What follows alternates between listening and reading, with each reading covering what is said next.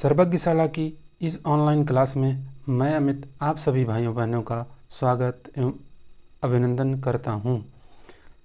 प्रश्नों के माध्यम से हम सभी सरकारी योजनाओं को देख रहे थे और उसी के क्रम में आज मेरी जो इस विषय पर चौथी क्लास है या कह लीजिए प्रश्नों की जो श्रृंखला है उसका भाग चौथा है।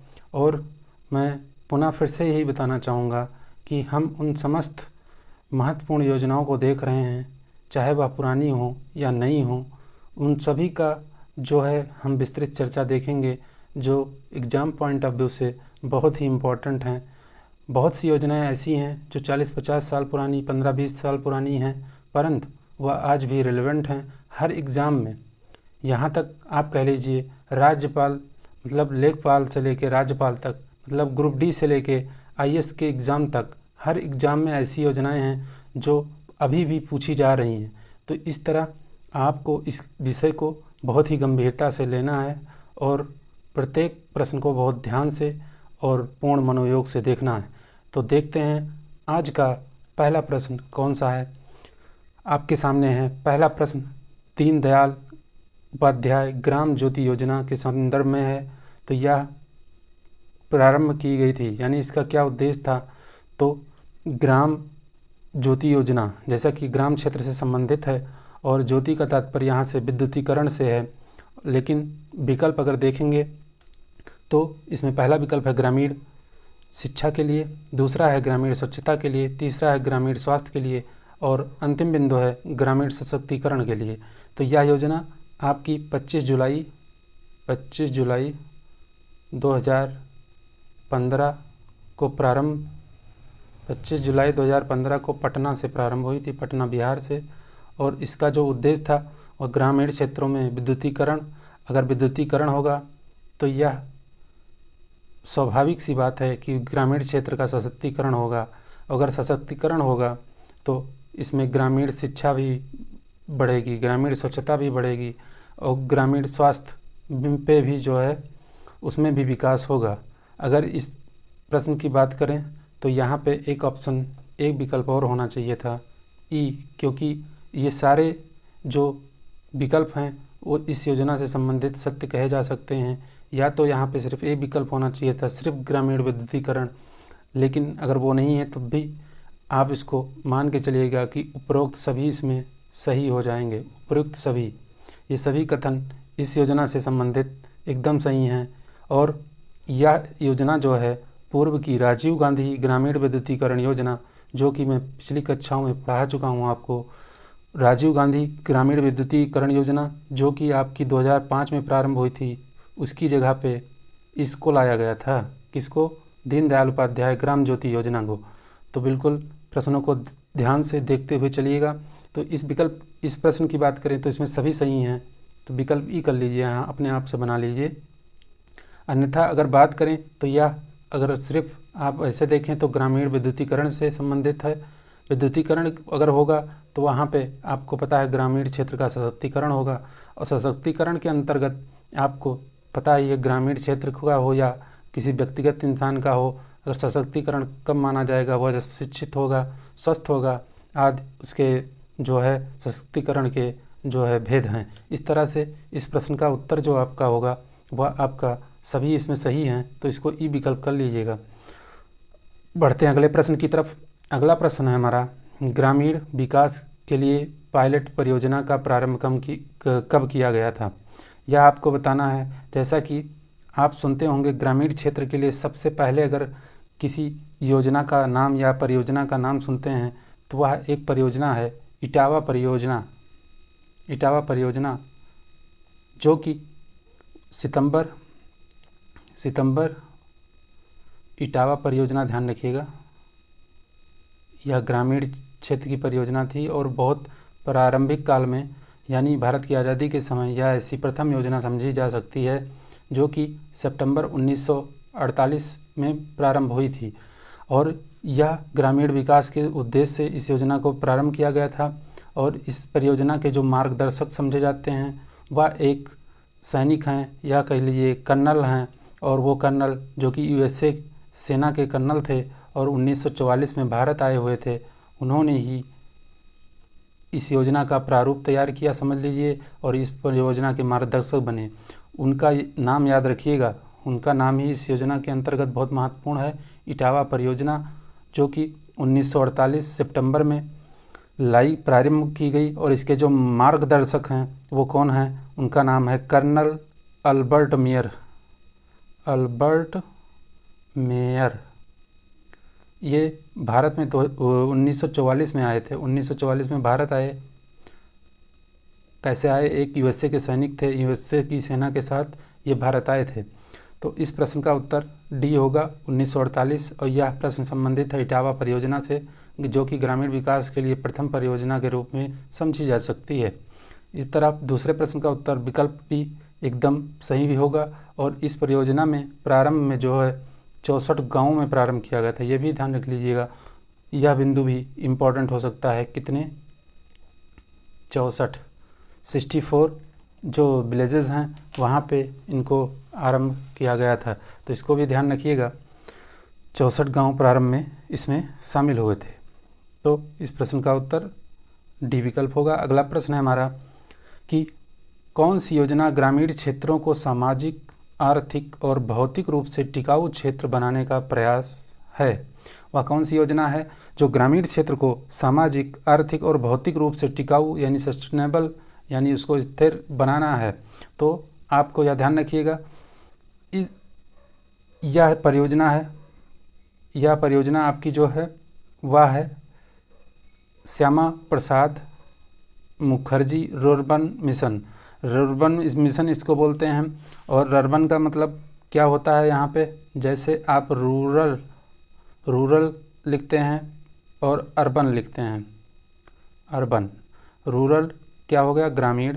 अर्बन क्या हो गया? शहरी। तो यहाँ से आपका जो है RU ले लिया गया, RUR ले लिया गया, यहाँ से BAN ले गया, तो इसको बना दिया गया रर्बन।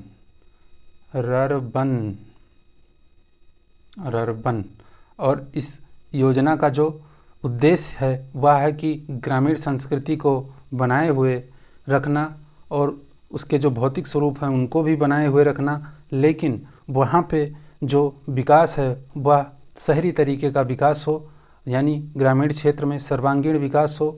और यह जो योजना है फरवरी 2016 में मोदी जी के द्वारा प्रारंभ की गई थी। कब प्रारंभ की गई इसको याद रखिएगा, फरवरी 2016 में।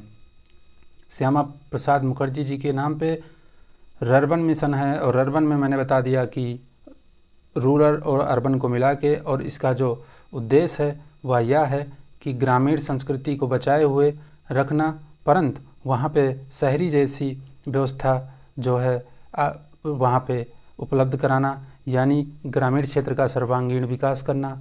और इसके तहत क्या किया जाता है कि आर्थिक गतिविधियों को प्रोत्साहित किया जाता है, कौशल विकास किया जाता है, और स्थानीय यानी आप ग्रामीण क्षेत्र में हैं तो वहीं पे आपको उद्यमशीलता का विकास आपके अंदर हो, आप उद्यमशील व्यक्ति बने, इसमें भी आपका सहयोग किया जाता है।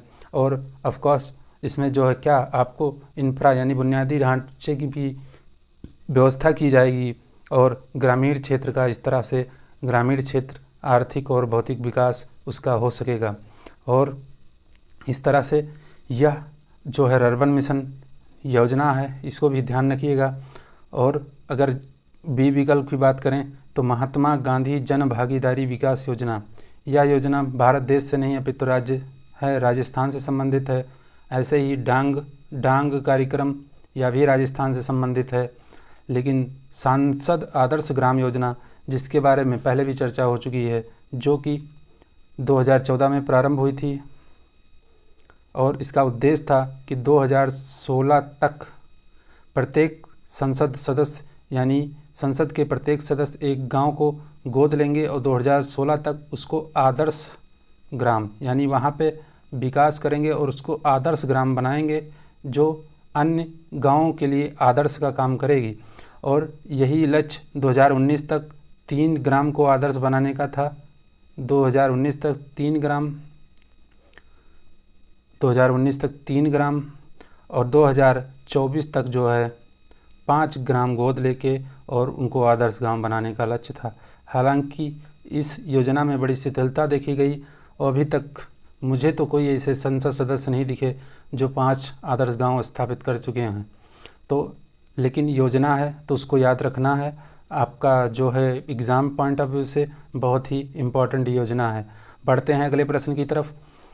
हमारा अगला प्रश्न है, प्रधानमंत्री ग्रामोदय योजना का ध्येय क्या है? आपको उसका ध्येय बताना है। तो यह योजना जो है 2000 में सन 2000 में प्रारंभ की गई थी। प्रधानमंत्री ग्रामोदय योजना इस 2000 में प्रारंभ हुई और इसका जो उद्देश्य था वह ग्रामीण आवश्यकताओं की पूर्ति, जैसे कि प्राथमिक शिक्षा, स्वास्थ्य संरक्षण, पेयजल, आवास, ग्रामीण सड़कें आदि। और इसका जो इसमें कंपोनेंट थे यानी घटक जो थे वो क्या थे कि इसमें कई सारी योजनाएं मिला के इसको शुरू किया गया था। यानी यह एक अम्ब्रेला कह सकते हैं। अम्ब्रेला योजना आप सुने होंगे, सुने तो होंगे, अगर नहीं जानते हैं तो मैं बता देता हूँ। अम्ब्रेला स्कीम उनको कहा जाता है जिनके अंदर बहुत सारी योजनाएं समाहित होती हैं। जैसे प्रधानमंत्री ग्रामोदय योजना के अंतर्गत आपका ग्रामीण क्षेत्र से संबंधित जैसे प्रधानमंत्री ग्राम सड़क योजना, ग्रामीण आवास योजना, ग्रामीण पेयजल परियोजना आदि इसके घटक थे, यानी इसमें समाहित थे। यह एक अम्ब्रेला योजना की तरह थी, 2000 में प्रारंभ हुई। और मैं एक बात बता देना चाहता हूँ कि ग्रामीण विकास मंत्रालय द्वारा इसका संचालन किया जाता था। और वर्तमान में जैसा कि आप जानते ही होंगे, करंट अफेयर में पढ़े होंगे कि वर्तमान में ग्रामीण विकास मंत्री कौन है, तो वह हैं मध्य प्रदेश के पूर्व सीएम शिवराज सिंह चौहान। वर्तमान में शिवराज सिंह चौहान ग्रामीण विकास मंत्री हैं और इनको एक और मंत्रालय मिला है, वह है कृषि एवं कल्याण। कृषि मंत्री भी यही हैं, कृषि मंत्री भी यही हैं और ग्रामीण विकास मंत्री भी यही हैं। तो इस तरह से करंट अफेयर में भी ये बात ध्यान रखिएगा। तो ग्रामोदय योजना का ध्येय जो था वो मैंने बता दिया कि ग्रामीण आवश्यकताओं की पूर्ति, जैसे कि प्राथमिक शिक्षा, स्वास्थ्य रक्षण, पेयजल, आवास, ग्रामीण सड़कें।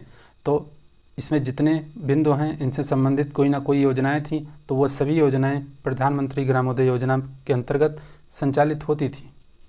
तो इस तरह से इस प्रश्न का उत्तर अगर हम बात करें तो इस प्रश्न का उत्तर आपका हो जाएगा विकल्प ए। इसका ध्येय विकल्प ए में लिखा है। तो बढ़ते हैं अगले प्रश्न की तरफ। अगली योजना जो है वह है संगम योजना। संगम योजना से संबंधित आपको बताना है कि इसका मुख्य उद्देश्य क्या था। तो संगम योजना 15 अगस्त 1996 को प्रारंभ हुई। कब प्रारंभ हुई? 15 अगस्त 1996 को। और इसमें क्या इसका उद्देश्य था कि ग्रामीण क्षेत्र में जो रहने वाले हैं दिव्यांग व्यक्ति, उनको क्या करना था? उनको स्वावलंबी बनाना था, उनको आर्थिक दृष्टि से मजबूत बनाना था। तो इस दिशा में इस योजना के तहत क्या कार्य किए जाते थे कि जो दिव्यांग व्यक्ति हैं, किसी ग्रामीण क्षेत्र के दिव्यांग व्यक्ति हैं, तो उनको क्या किया जाता है, कुछ व्यक्तियों को मिला के एक संगठन, कुछ व्यक्तियों का जो है समूह बनाया जाता है और उस समूह को क्या कहा जाता है? उस समूह को संगम का नाम दिया गया।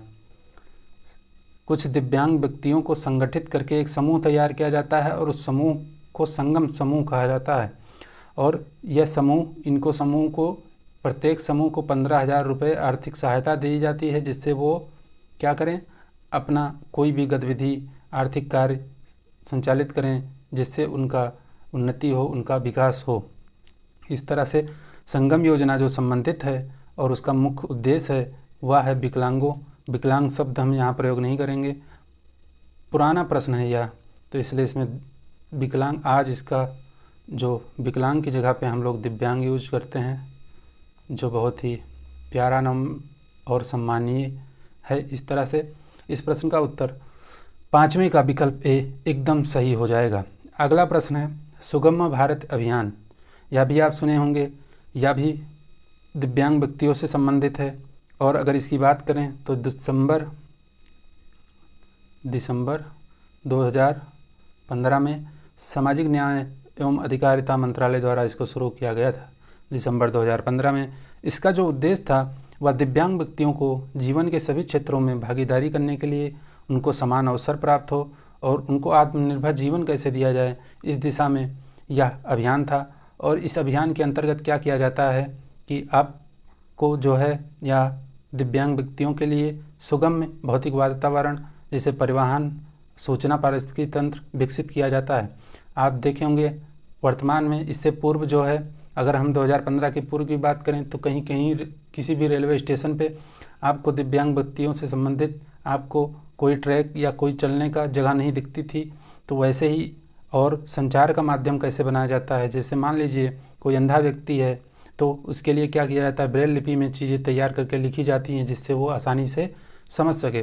तो इस तरह से ऐसे वातावरण बनाए जाते हैं जिससे दिव्यांग व्यक्तियों के लिए सुगम हो, यानी उनके लिए आसानी हो और उनको एक आत्मनिर्भर जीवन प्रदान करने में सहायक हो। इस तरह से के कार्य किए जाते हैं। और दिव्यांग व्यक्तियों से संबंधित आपका संयुक्त राष्ट्र का एक कन्वेंशन है जिसमें भारत ने भी हस्ताक्षर किया है। तो इस तरह भारत के हस्ताक्षर करने के बाद इस कन्वेंशन के अनुच्छेद, संयुक्त राष्ट्र के कन्वेंशन के अनुच्छेद 9 में यह बात लिखी गई है, उल्लेखित है कि जो हस्ताक्षरकर्ता देश होंगे वह क्या करेंगे, वो अपने यहाँ दिव्यांग व्यक्तियों के अधिकारों से संबंधित जो है कार्य करेंगे जिससे उनको सुगमता मिले। तो यह अनुच्छेद जो है सभी राष्ट्रों पर कौन से राष्ट्र, वही राष्ट्र जो इस कन्वेंशन के हस्ताक्षर करता हैं, तो उनके ऊपर दायित्व डालता है कि वह अपने यहाँ अपने देश में जो है दिव्यांग व्यक्तियों से संबंधित कार्य करें जिनसे उनको सुगमता हो। तो इस तरह से सुगम भारत अभियान, ध्यान रखिएगा, यह भी दिव्यांग व्यक्तियों से संबंधित है। इस तरह इस प्रश्न का उत्तर अगर हो इस प्रश्न का उत्तर जो होगा वह विकल्प एकदम सही हो जाएगा। बढ़ते हैं अगले प्रश्न की तरफ। हमारा 7वां प्रश्न है, Atal mission for rejuvenation and urban transformation. इस तरह से इसको अमृत मिशन बोलते हैं। अमृत, यहाँ पे अमृत लिखा लेकिन अमृत इसका उच्चारण नहीं होता, इसको अमृत बोलते हैं। हालांकि पीएम मोदी जी और देश के गृह मंत्री जी अमृत को अमृत ही बोलते हैं और यह संयोग ही है कि इस योजना का नाम भी अमृत ही है। अमृत ही उच्चारण करेंगे, अमृत नहीं करेंगे, क्योंकि अमृत कर देंगे तो यहाँ आई होना चाहिए लेकिन अमृत है। और अमृत का फुल फॉर्म क्या है, Atal mission for rejuvenation and urban transformation. यह योजना बताना है आपको किससे संबंधित है। तो इस योजना की जो शुरुआत हुई थी वह हुई थी आपकी 25 जून 2015 को। 25 जून 2015 को। इसका जो उद्देश्य है, प्रत्येक शहरी परिवार को आवश्यक बुनियादी सुविधाएं, जैसे शहरी परिवार को क्या चाहिए, वहाँ पे जल आपूर्ति अच्छा हो घर में, तथा सीवेज की व्यवस्था अच्छी हो, परिवहन आदि अच्छे हों, पार्क हों, खेलने के ग्राउंड वगैरह हों आदि ऐसी सुविधाएं जो है उनको उपलब्ध कराना ही इस योजना का उद्देश्य है। और इसके तहत प्रारंभ में 500 ऐसे शहरों या कस्बों को शामिल किया गया था जिनकी आबादी 1 लाख से अधिक थी। कितने शहर? 500 शहर। 500 शहर या कस्बे जिनकी आबादी 1 लाख से अधिक थी। इस तरह अगर ऐसे 500 शहरों की बात करें तो इनकी जो जनसंख्या हो जाती है वह 60% ऑफ द अर्बन पॉपुलेशन, यानी शहरी जनसंख्या के 60% की जनसंख्या जो है वह इन 500 शहरों में निवास करती है। तो यह शहरी जनसंख्या के 60% नागरिकों को कवर प्रदान करती है यह योजना। और इसका जो संचालन है वह आवास एवं शहरी मामलों का मंत्रालय करता है, जिसके वर्तमान मंत्री आपको बताने हैं। कमेंट में लिख के बताइएगा कि इसके वर्तमान मंत्री कौन है। अगर बात करें तो वर्तमान में इस योजना का चरण जो है वह दूसरा चरण चल रहा है, यानी अमृत 2.0 चल रहा है। और यह 1 अक्टूबर 2021 को लॉन्च हुआ था।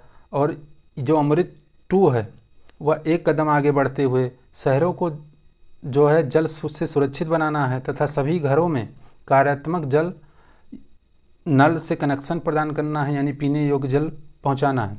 और ये जो अमृत 2 है इसका जो बेस है व संयुक्त राष्ट्र के जो 17 सतत विकास लक्ष्य हैं यानी एसडीजी गोल हैं, एसडीजी गोल कितने हैं? 17। और एसडीजी 6 नंबर का जो है वह संबंधित है क्लीन वाटर एंड सैनिटेशन यानी स्वच्छ जल और स्वच्छता। एसडीजी 6 इससे संबंधित है। इस विषय पर पीसीएस में प्रश्न पूछा भी जा चुका है और वहाँ पे डायरेक्ट पूछा गया था कि एसडीजी 6 का संबंध यानी स्वच्छ जल और स्वच्छता से संबंधित जो है आपका वह कौन सा एसडीजी है। इस तरह के प्रश्न आए भी हैं, इसलिए यहाँ थोड़ा सा बताना मुझे आवश्यक लगा। तो अमृत 2 जो है उसका बेस क्या है? आपका एसडीजी 6 है, जिसके अंतर्गत शहरी क्षेत्रों में आपको जल सुरक्षित शहरी क्षेत्रों को बनाना है, सभी घरों में स्वच्छ जल आदि पहुंचाना है।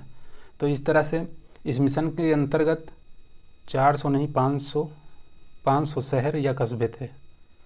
कौन से शहर या कस्बे थे? जिनकी आबादी 1 लाख से अधिक हो। और अमृत योजना में देश की 60% नगरीय आबादी को समाहित किया गया था, बिल्कुल। और ये 60% 500 शहरों में निवास करते थे। तो इस तरह से अगर उत्तर की बात करें तो इस प्रश्न का उत्तर आपका यह गलत है या सही है, तो उत्तर जो हो जाएगा वह 7वें का बी होगा। केवल 2 सही है, केवल 2 सही है। तो मुझे आशा है प्रश्न समझ चुके होंगे। अगला प्रश्न है आपके सामने, राष्ट्रीय ग्रामीण पेयजल कार्यक्रम एक हिस्सा है। आपको बताना है राष्ट्रीय ग्रामीण पेयजल कार्यक्रम यह किसका हिस्सा है। तो यह जो कार्यक्रम है वह 1972-73 में प्रारंभ हुआ और यह जो कार्यक्रम है 1972-73 में प्रारंभ नहीं हुआ। इसका जो बेस है वो 1972-73 है। थोड़ा सा माफ़ करिएगा हमको, इसका जो बेस है 1972-73 है। यानी इससे पूर्व एक योजना चल रही थी, वह थी आपकी त्वरित ग्रामीण जलपूर्ति कार्यक्रम। त्वरित ग्रामीण जलपूर्ति कार्यक्रम, त्वरित ग्रामीण जलापूर्ति कार्यक्रम, जलापूर्ति कार्यक्रम यह कब चला था? 1972-73 में। और इसी का जो नाम है त्वरित ग्रामीण जलापूर्ति कार्यक्रम, इसी का नाम बदल के राष्ट्रीय ग्रामीण पेयजल कार्यक्रम कर दिया गया था। कब किया गया था इसको? 1 अप्रैल 2009 को। 1 अप्रैल 2009 को त्वरित ग्रामीण जलापूर्ति कार्यक्रम का नाम बदल के राष्ट्रीय ग्रामीण पेयजल कार्यक्रम कर दिया गया। और राष्ट्रीय ग्रामीण पेयजल कार्यक्रम जो कि पानी की सतत उपलब्धता तथा पीने योग्य पानी की पर्याप्तता पर जोर देता है, और इसमें जो है केंद्र व राज्य की हिस्सेदारी जो है 50-50 थी, यानी आधे थी। और अब यह जो कार्यक्रम है वह भारत निर्माण योजना का हिस्सा है, भारत निर्माण कार्यक्रम का हिस्सा है। तो इस प्रश्न का जो उत्तर होगा वह 8वें का बी हो जाएगा। अब थोड़ा सा मैं भारत निर्माण कार्यक्रम के बारे में बता देता हूँ। तो भारत निर्माण कार्यक्रम,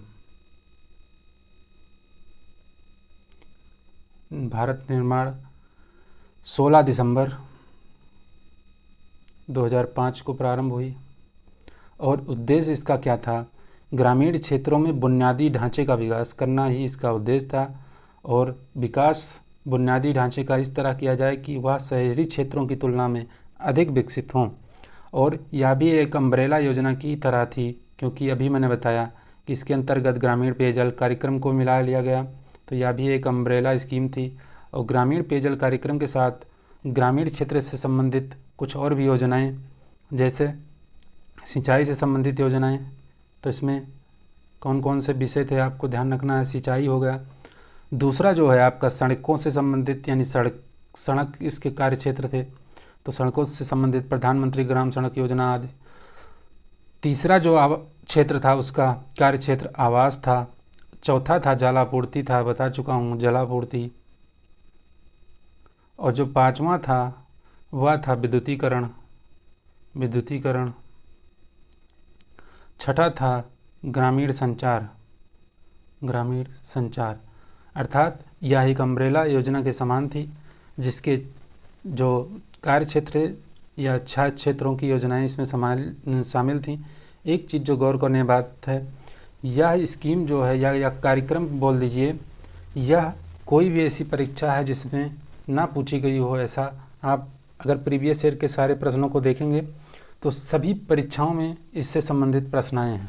कई बार तो ऐसे पूछ लिए गए हैं कि ये जो 6 इसके कार्य क्षेत्र हैं, इनको देते हुए उसमें पूछ लिया गया है कि कौन से इनमें से नहीं है। तो आपको ये भी ध्यान रखना है कि कौन से नहीं, अब 6 याद रहेंगे तभी आप वहाँ पे उसको एलिमिनेट कर पाएंगे। तो पहला ध्यान रखिएगा, सिंचाई, सड़क, आवास, जलापूर्ति, विद्युतीकरण और ग्रामीण संचार, ये 6 ध्यान रखिएगा। उसके बाद जो भी इसमें शामिल होगा, जैसे एक सबसे महत्वपूर्ण बिंदु होता है जो कोई भी योजनाओं में देखते हैं ग्रामीण क्षेत्र से, उसमें शिक्षा शामिल होती है। शिक्षा हुआ, स्वास्थ्य हुआ आदि, लेकिन इसमें नहीं था। आपको भारत निर्माण योजना में ध्यान रखना है कि यही 6 मुख्य कार्य क्षेत्र हैं और कोई क्षेत्र नहीं है। और प्रारंभ में जो है भारत निर्माण योजना जो है प्रारंभ में 4 वर्ष के लिए चालू की गई थी, यानी यह 4 वर्ष की लागू थी। और चरण द्वितीय इसका जब आया, चरण द्वितीय, तो उसमें इसको 2012 तक बढ़ा दिया गया। यानी प्रारंभ में 2005 से 4 वर्ष यानी 9, और 9 में चरण जब द्वितीय आया तो उसमें 3 वर्ष और बढ़ा के 2012 तक कर दिया गया। तो इस तरह से आपको ध्यान रखना है। प्रत्येक प्रश्न का समग्र विश्लेषण ऐसे ही किया जाता है और ऐसे ही आपको पढ़ना होता है। तो अगला हमारा जो प्रश्न है वह 9वां प्रश्न है, भारत, और देखो उसी से संबंधित प्रश्न आ गया है आपके सामने। तो बताना है भारत निर्माण में निम्न में से कौन कौन से कार्यों की मदें सम्मिलित हैं, अथवा और उससे जो शामिल थे उससे संबंधित आपको कथन सेलेक्ट करके कोट बताना है कि कौन सा उत्तर सही होगा। तो इसमें सिंचाई से त्वरित गति से लाभ प्रोग्राम था, नदी परियोजनाओं की इंटरलिंकिंग, सिंचाई से त्वरित गति से लाभ देने वाले प्रोग्राम, इस प्रोग्राम का नाम है एक्सीलरेटेड इरिगेशन बेनिफिट्स प्रोग्राम, इसको शॉर्ट में बोलते हैं AIBP। तो ये भी सिंचाई से संबंधित हो गया। नदी परियोजनाएं भी क्या होती हैं, सिंचाई से संबंधित होती हैं। जल बॉडीज़ यानी वाटर बॉडीज़ की मरम्मत, पुनरुद्धार और जीर्णोद्धार योजना, यह भी क्या होगा, इसका उद्धार किया जाएगा। तो सिंचाई सुविधाएं या जल आपूर्ति दोनों हो सकती हैं। सिंचाई परियोजनाओं से विस्थापित व्यक्तियों का पुनर्वास, यह इसमें सम्मिलित नहीं था। तो यह चौथा जो कथन है बिल्कुल गलत है।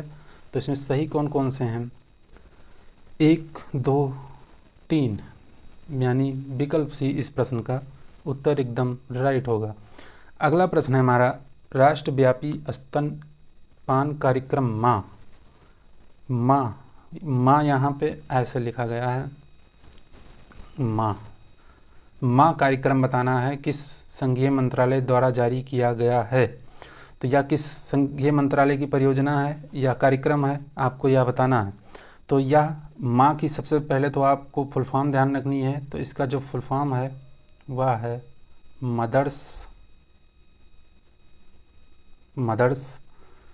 ए से है एब्सोल्यूट, और फिर दोबारा ए से है अफेक्शन।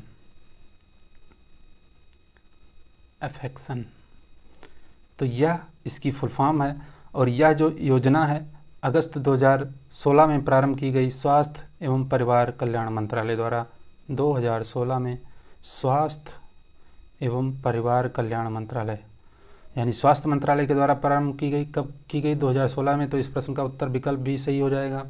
और इसमें जो इस कार्यक्रम का जो उद्देश्य था वह क्या था कि स्तनपान यानी ब्रेस्ट फीडिंग को बढ़ावा देना, और जिससे स्वास्थ्य प्रणालियों के माध्यम से नवजात को माँ के द्वारा स्तनपान कराने के लिए प्रेरित किया जाए, जिससे क्या हो कि जो शिशु मृत्यु दर है कम हो, क्योंकि जो है माँ का जो दूध है वह बच्चे के लिए सर्वाधिक लाभदायक होता है, और माँ भी स्वस्थ होगी तभी वह स्तनपान कराने में, ब्रेस्ट फीडिंग में सक्षम होगी, और बच्चा भी पौष्टिक दुग्ध जो है पाकर उसका भी विकास यानी अच्छा विकास, सुपोषण होगा।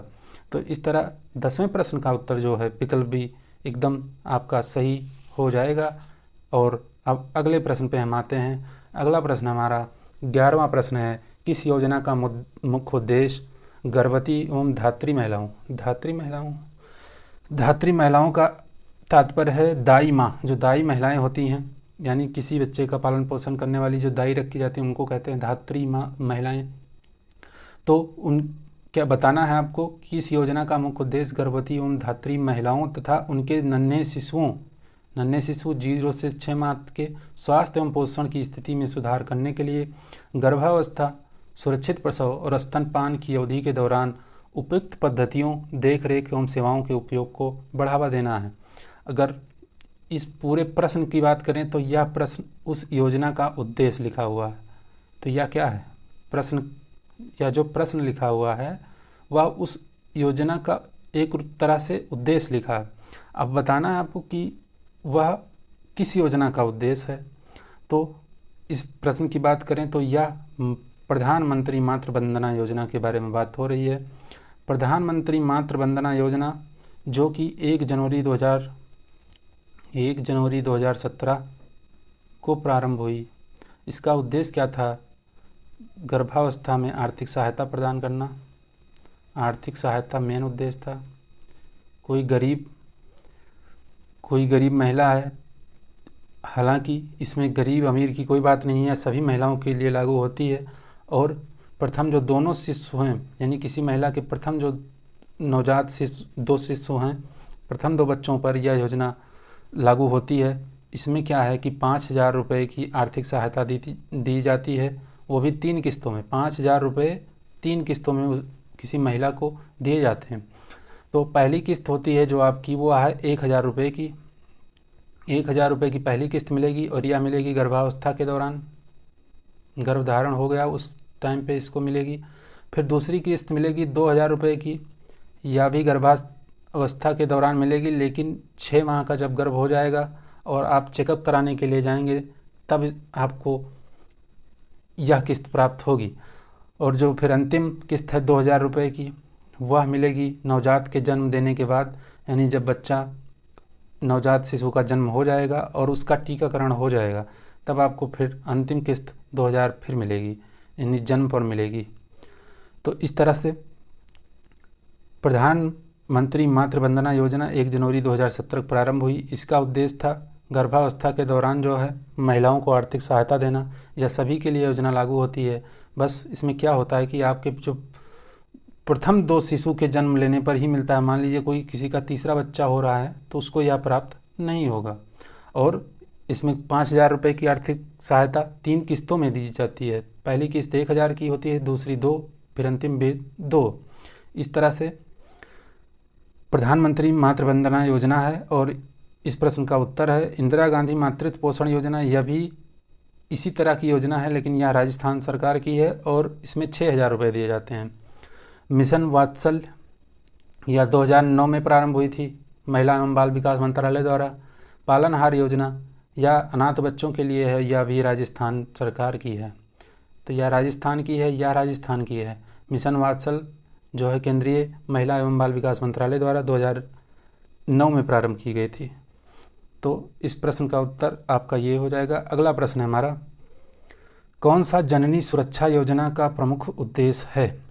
यह योजना भी सभी परीक्षाओं में, चाहे वह छोटी परीक्षा हो, ग्रुप डी की हो, और चाहे वह A ग्रेड की जॉब हो, IAS PCS, सब में भी पूछी गई योजना है। और ऐसा नहीं है कि यह योजना आपकी जो है पुरानी है तो उस समय ही ये पूछी गई थी, ऐसा कुछ नहीं है। आज भी यह क्वेश्चन पूछे जा रहे हैं।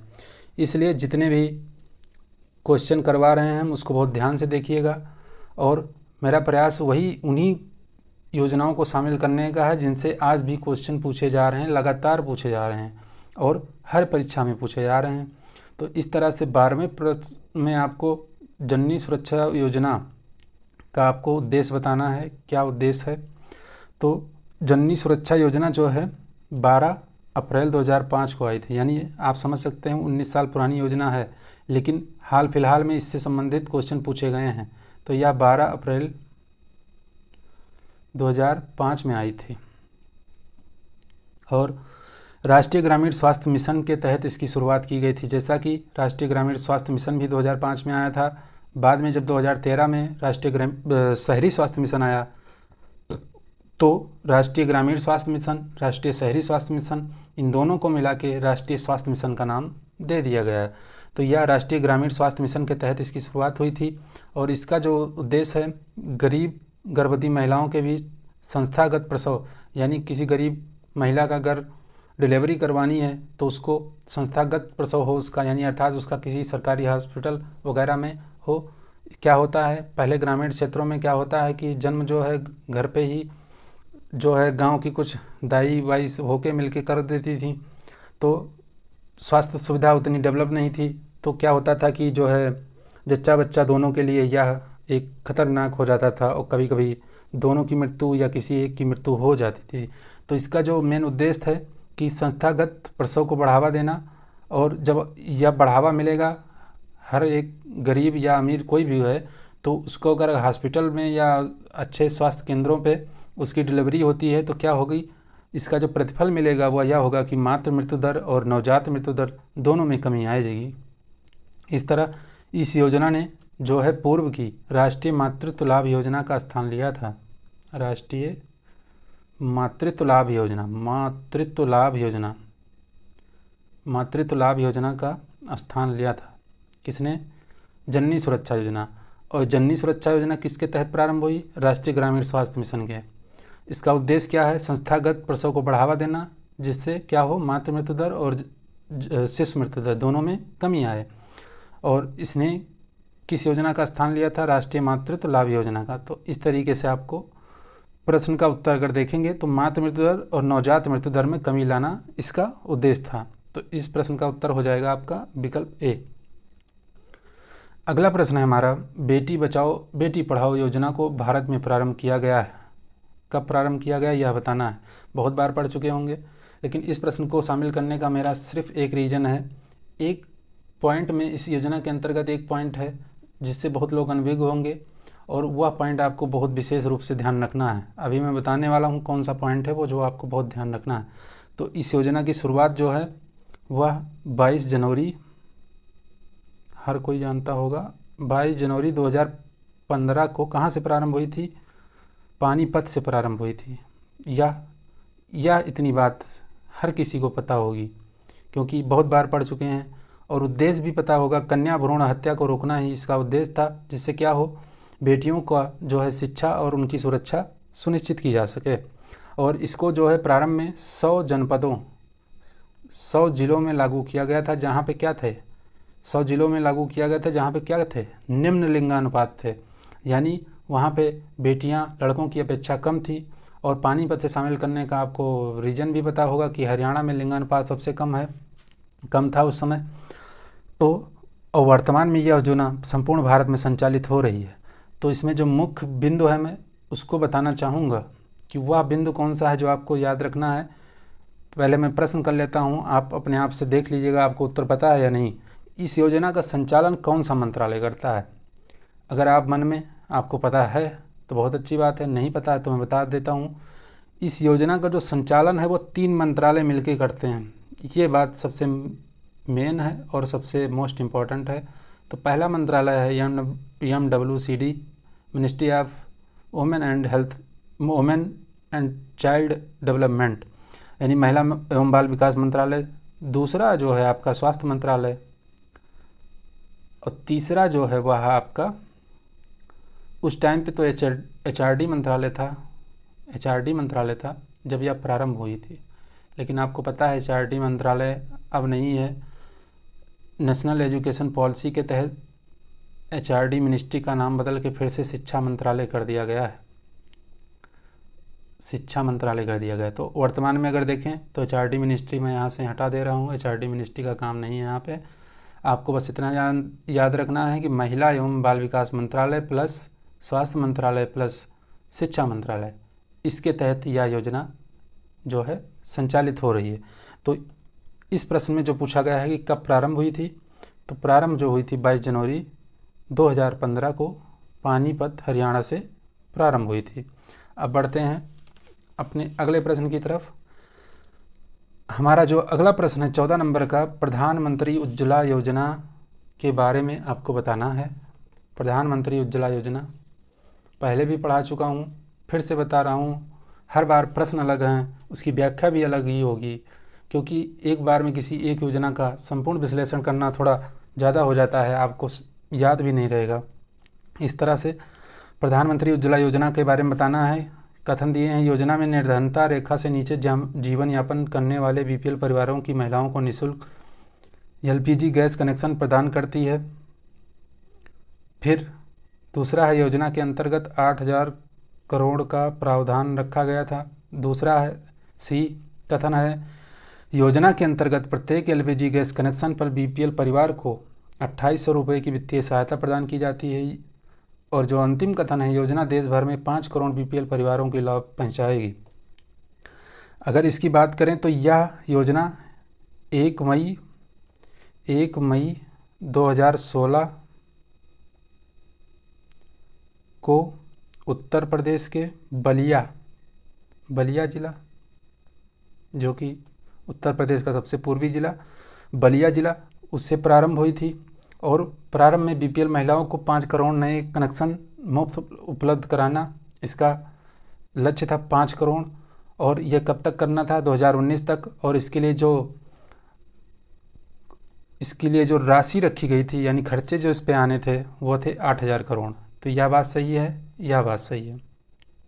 लेकिन इस योजना के अंतर्गत जो वित्तीय सहायता थी वह 1,600 रुपये परिवार थे, 1,600 रुपये थी, ना कि 2800।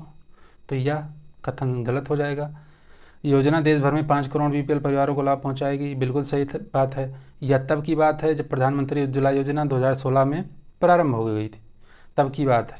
लेकिन अप्रैल 2018 में इसका विस्तार कर दिया गया और बीपीएल महिला परिवारों, मतलब महिलाओं के अलावा इसमें SC ST OBC और चाय बागान महिलाएं जो चाय बागान में काम करती हैं और द्वीप समूह की महिलाएं आज सहित 7 और श्रेणियां जोड़ दी गई महिलाओं की, जो इसकी पात्र बनेंगी। लेकिन 5 करोड़ गैस कनेक्शन के अलावा 3 करोड़ और इसमें ऐड कर दिया गया है, यानी 2018 में 3 करोड़ और बढ़ा के 8 करोड़ कनेक्शन का लक्ष्य रखा गया और 7 इसमें अन्य श्रेणियां डाल दी गई।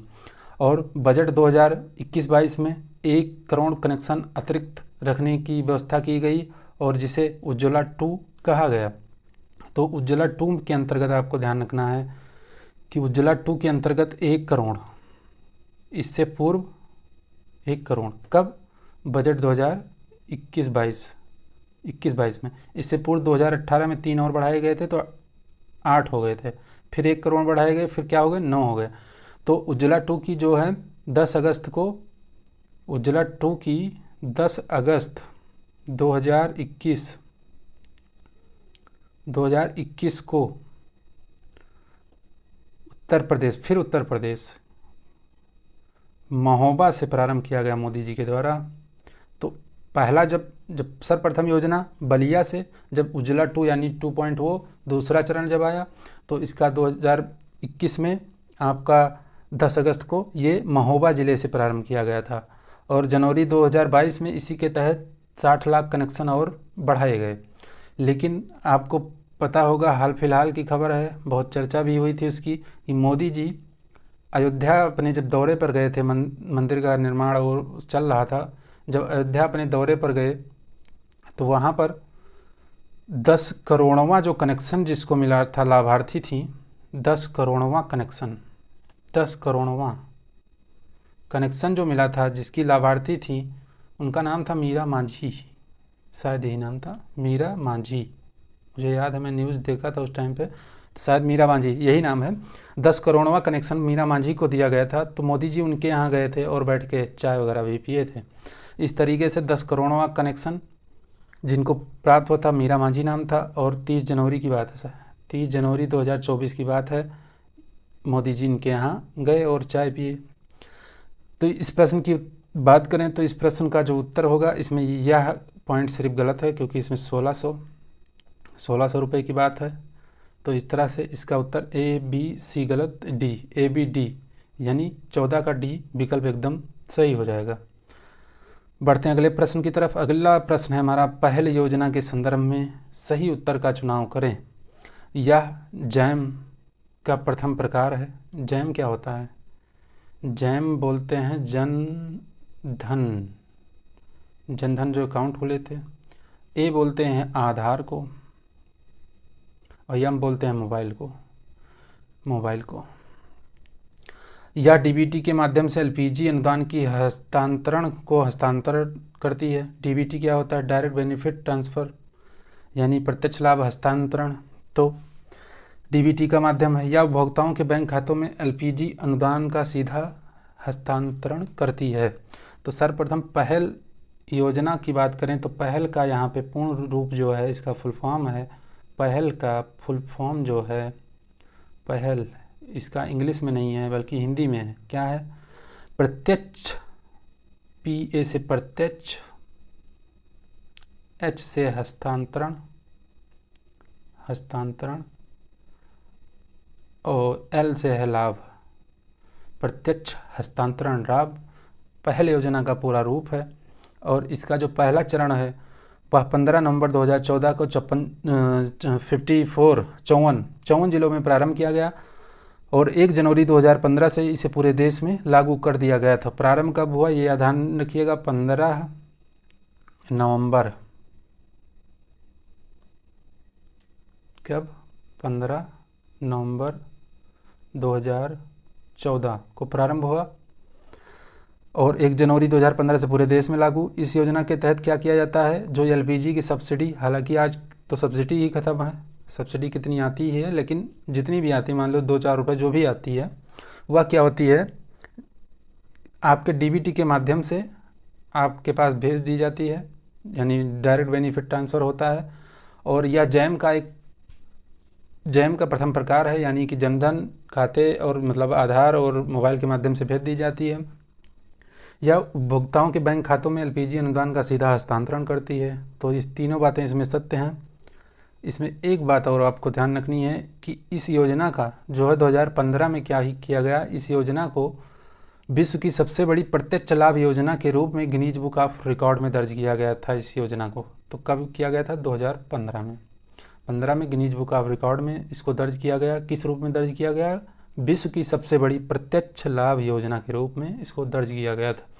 तो 15वें प्रश्न का उत्तर आपका विकल्प डी। इसमें सारे कथन एकदम सही हैं। जैम का मतलब ध्यान रखिएगा, जन धन, आधार और mobile. DBT direct benefit transfer, LPG liquefied petroleum gas. बढ़ते हैं अपने अगले प्रश्न की तरफ। अगला प्रश्न है हमारा, सूची 1 को सूची 2 से सुमेलित करना है आपको।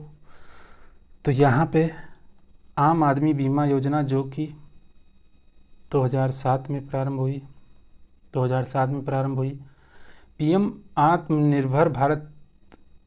पीएम आत्मनिर्भर स्वस्थ भारत योजना, यह जो योजना है 2021 में प्रारंभ हुई थी। कब? कोरोना जैसे विभत्स काल में, कोरोना के समय यह प्रारंभ हुई थी। इस योजना का जो उद्देश्य था, स्वास्थ्य सुविधाओं को बढ़ाना। अगले 6 वर्षों में 25-26 तक इस पर कुल 64,180 करोड़ रुपए खर्च करने का प्रावधान किया गया और इस राशि को स्वास्थ्य सुविधाओं पर खर्च किया जाएगा जिससे स्वास्थ्य सुविधाएं बढ़ें। और यह जो राशि है यह राष्ट्रीय स्वास्थ्य मिशन के अतिरिक्त थी। तो इस तरह से पीएम आत्मनिर्भर योजना 2021 में प्रारंभ हुई कोरोना के समय पे। प्रधानमंत्री जन आरोग्य योजना तो बहुत बार चर्चा हो चुकी है, 2018 में प्रारंभ हुई थी और रांची से प्रारंभ हुई थी। और प्रधानमंत्री सुरक्षा बीमा योजना जो है यह मूलतः जो है यह 2005 में प्रारंभ हुई थी। 2005 नहीं, 2015 में प्रारंभ हुई थी। मैं 1 मिनट इसको सही कर देता हूँ, यहाँ पे आप काट के 2015 कर लीजिए, क्योंकि यह 9 मई 2015 को कोलकाता से पीएम मोदी जी के द्वारा प्रारंभ की गई थी। आम आदमी बीमा योजना बता दिया 2007, यानी ए का 3 होगा, बी का 1 होगा, सी का क्या होगा? 2 होगा, A3 B1 C2 D4। तो इस प्रश्न का जो उत्तर है A3 B1 C4, हाँ C4 है, ठीक है C4 है, D2 है। इस तरीके से आपको मिलान कर लेना है। जो भी है मैंने पूरा ईयर बता दिया है, आप ऐसे मिलान कर लीजिएगा। वैसे ये आपका सी विकल्प एकदम सही है इसमें। अगला प्रश्न है हमारा, 2017 में वरिष्ठ नागरिकों के लिए राष्ट्रीय वयोश्री योजना कौन से शहर में शुरू की गई थी? तो वयोश्री योजना जैसा कि नाम से स्पष्ट है, वयोश्री बड़े वृद्धों के लिए है, वरिष्ठ नागरिकों के लिए है। और यह योजना, इसकी घोषणा जो है 2015-16 के बजट में हुई थी, लेकिन 1 अप्रैल 2017 से प्रारंभ हुई। कहाँ से प्रारंभ हुई? या नेल्लोर से प्रारंभ हुई। और नेल्लोर कहाँ पे है? आंध्र प्रदेश से प्रारंभ की गई थी 2017 में 1 अप्रैल के दिन। इसका जो उद्देश्य है कि आयु संबंधी जैसे बीमारियां हैं बड़े बुजुर्गों में, जैसे कौन कौन सी बीमारियां, आँख से कम दिखना, कान से कम सुनाई देना, चलने फिरने में प्रॉब्लम होना, इस तरह की जो समस्याएं हैं, उन समस्याओं से संबंधित आपको जो है वरिष्ठ नागरिकों जो गरीब रेखा के नीचे हैं, उनको जीवन जो है यापन करने के लिए आवश्यक उपकरण इसके तहत दिए जाते हैं। यानी आप इसको हेल्थ एड के रूप में देख सकते हैं, हेल्थ एड या मेडिकल एड के रूप में, मेडिकल एड बोल सकते हैं, मेडिकल सहायता के रूप में ऐसे उपकरण दिए जाते हैं। जैसे मान लीजिए कान की मशीन हो गया, आँख के लिए चश्मा वगैरह हो गया, चलने फिरने के लिए कुछ व्यवस्था हो गई, व्हील चेयर वगैरह हो गया, ये सब यानी इनको उपकरण प्रदान किए जाते हैं वरिष्ठ नागरिकों को जो BPL से नीचे हैं। और इस तरह से यह योजना नेल्लोर से प्रारंभ हुई, आंध्र प्रदेश के नेल्लोर से। अगला प्रश्न है हमारा, भारत सरकार द्वारा आरंभ की गई योजनाओं का समयानुक्रम से व्यवस्थित कीजिए और नीचे दिए कूट से सही उत्तर लिखिए। तो इसमें सुकन्या समृद्धि योजना जो कि 22 जनवरी 2015, कब? 22 जनवरी 2015, 22 जनवरी 2015। अटल पेंशन योजना 9 मई 2015, 9 मई 2015। मेक इन इंडिया कार्यक्रम 25 सितंबर 2014, बहुत ही क्लोज इसमें है मामला, डेट वाइज ध्यान रखना पड़ेगा, 25 सितंबर 2014। और जो प्रधानमंत्री जनधन योजना है यह कब? 28 अगस्त 2014। तो अगर देखें तो सबसे पहले 28 अगस्त वाली हो जाएगी, यानी प्रधानमंत्री जनधन योजना चौथा। फिर उसके बाद सितंबर आएगा, 25 सितंबर 2014, यानी मेक इन इंडिया कार्यक्रम तीसरा। फिर उसके बाद में आएगा आपका सुकन्या समृद्धि योजना, क्योंकि यह जनवरी 2015 यानी यह आएगा। फिर उसके बाद आएगा अटल पेंशन योजना जो कि मई में आई थी 2015 में, तो यह हो जाएगा दूसरा विकल्प। 4312 किस में है भाई? 4312, अरे यहाँ तो किसी विकल्प में नहीं है। आप यहाँ पे 1 कर लीजिए और यहाँ पे 2 कर लीजिए। इस तरह से इस प्रश्न का उत्तर विकल्प ए सही होगा। 4312 किसी विकल्प में नहीं दिया था, तो इसको सही कर लेंगे। थोड़ा सा लेखन त्रुटि है तो इसको ध्यान रखिएगा। 19वां प्रश्न है आपका, प्रधानमंत्री जनधन योजना से ही संबंधित है। अभी मैंने बताया कि यह 28 अगस्त 2014 को प्रारंभ हुई थी, लेकिन घोषणा जो है मोदी जी ने इसको भारत की आज़ादी के दिन 15 अगस्त 2014 को किया था। इसका उद्देश्य हर परिवार को एक बैंक अकाउंट खाता देना था, बैंक अकाउंट खाता खुलवाना, और शुभारंभ 28 अगस्त 2014। तो इस बैंक अकाउंट अगर खुलवाया जाएगा तो उससे क्या होगा? उससे होगा आपका वित्तीय समावेशन बढ़ेगा। वित्तीय समावेशन यानी फाइनेंशियल इंक्लूजन। तो इस प्रश्न का उत्तर गरीब लोगों को अपेक्षाकृत कम ब्याज दर पे आवास ऋण, ये सब कोई बात नहीं थी, खाता खुलवाने की बात थी, और खाता खुलेगा तो क्या होगा? वित्तीय समावेशन होगा, फाइनेंशियल इंक्लूजन होगा। तो उसी को प्रोत्साहित करने के लिए प्रधानमंत्री जनधन योजना प्रारंभ की गई थी। अगला जो प्रश्न है वह हमारा अंतिम प्रश्न है। अंतिम प्रश्न को आप लोग ध्यान से देखिएगा। उन्नत भारत अभियान कार्यक्रम का ध्येय क्या है ये बताना है।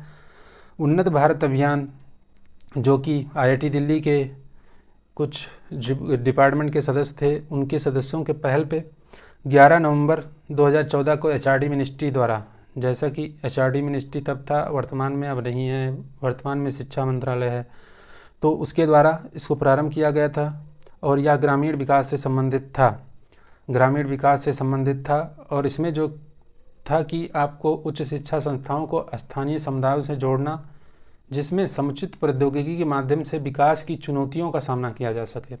स्थानीय समुदायों को किससे जोड़ना? उच्च शिक्षा के माध्यम से जोड़ना। तो उच्च शिक्षा संस्थाएं जो हैं, उनके उच्च शिक्षा संस्थानों के जो है एक्सपर्ट वो जाएंगे ग्रामीण क्षेत्रों में, वहाँ स्थानीय समुदायों से मिलेंगे और वहाँ पे जो विकास की चुनौतियाँ हैं उसकी दिशा में उनसे पूछताछ सोच विचार करेंगे और उसके लिए क्या नई टेक्नोलॉजी, क्या उचित प्रौद्योगिकी, समुचित प्रौद्योगिकी हो सकती है, उसको वहाँ लगाने की व्यवस्था करने की कोशिश करेंगे।